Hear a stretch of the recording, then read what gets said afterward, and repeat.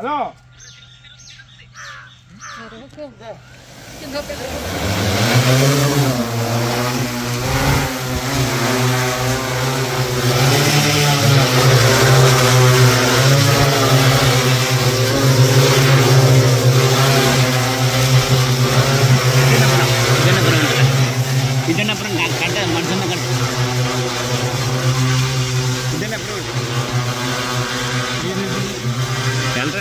మాట్లాడకన్నా గోవిందు ఆయన తెలుసు నువ్వు మాట్లాడుకో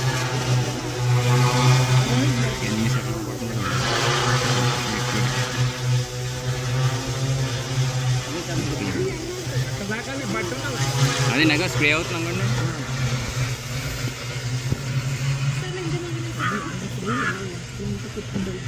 హలో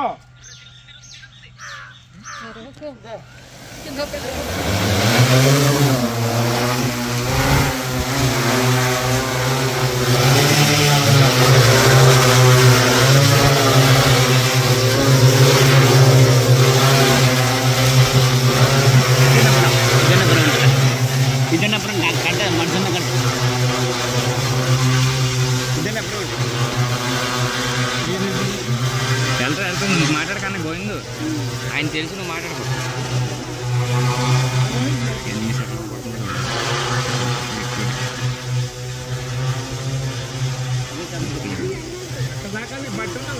అది నాకు స్ప్రే అవుతున్నాం కండి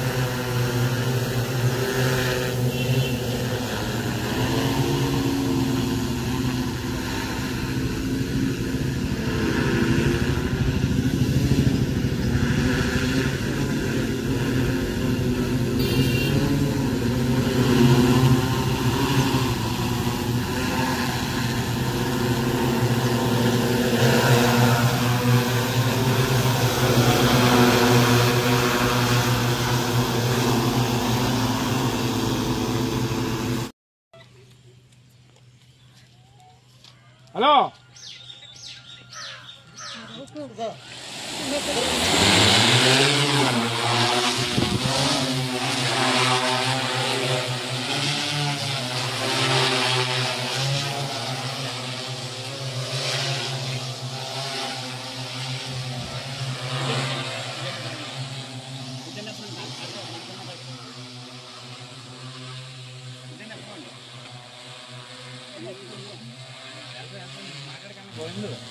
ఆయన తెలుసు నువ్వు మాట్లాడుకో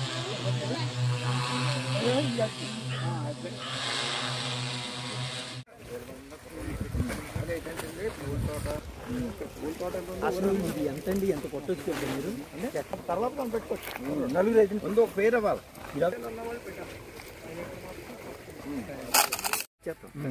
ఇప్పుడు ఎడిషనల్గా అడుగుతారు పంచాయతీకి పెంచారండి మొక్కలు అదొకటి ఇంకోటి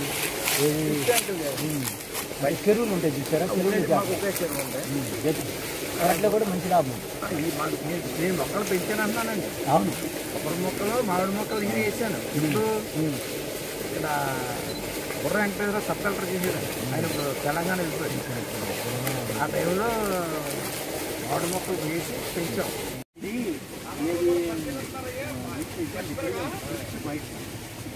ఏనండి కింద క్వాలిటీ చూసారా? ఇది మైట్, ఇది పైన చూసారు.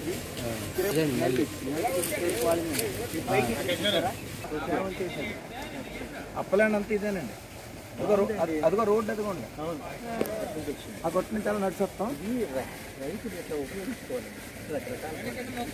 మనకి మీకు నీరు ఎంత తీసి నీరు కూడా నీరు పొలం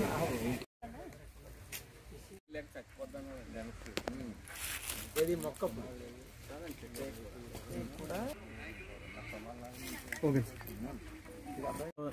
నమస్కారం అండి. ముఖ్యంగా మనం ఇటీవల కాలంలో చూసినట్టుగైతే ఏది సేంద్రియ వ్యవసాయము, ప్రకృతి వ్యవసాయం పనిచేస్తాయి.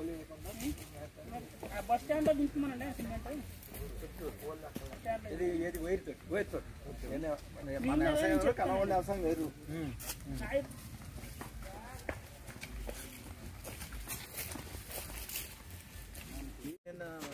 ఎంకరేజ్ చేయమని ఇలా చేస్తున్నాం.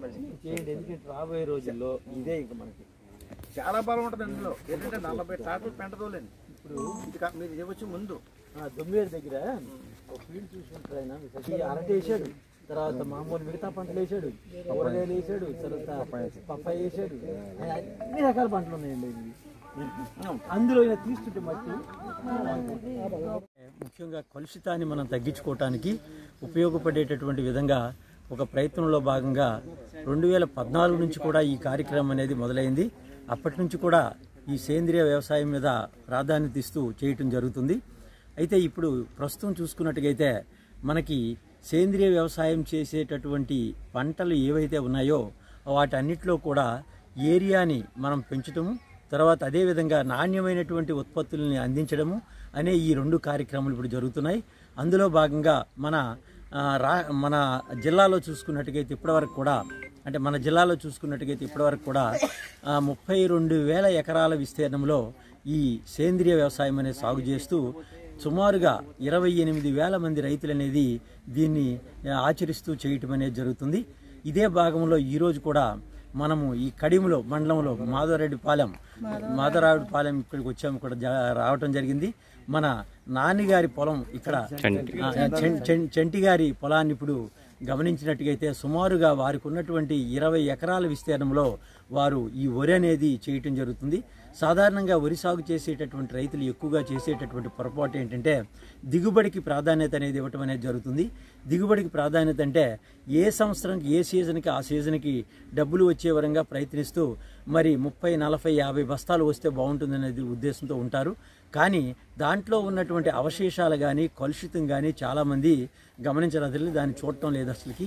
కానీ దీనివల్ల ఏంటంటే ఇప్పుడు అందరూ కూడా ఇది పాటించడం వల్ల మొదటి సంవత్సరం దిగుబడి తగ్గినప్పుడు కూడా 2వ సంవత్సరం 3వ సంవత్సరంలో అధిక దిగుబడి సాధించడానికి అది కూడా పూర్తి స్థాయిలో మనకి లబ్ధి పొందడానికి అవకాశం ఉంటుంది. ఇందులో కూడా ఏంటంటే మీకు ఖర్చు చాలా తక్కువ అవుతుంది. సాధారణంగా మీరు సేంద్రియ రసాయనిక వ్యవసాయం చేసేటప్పుడు అన్ని రకాలైనటువంటి రసాయనిక మందులు అనేది వాడాలి.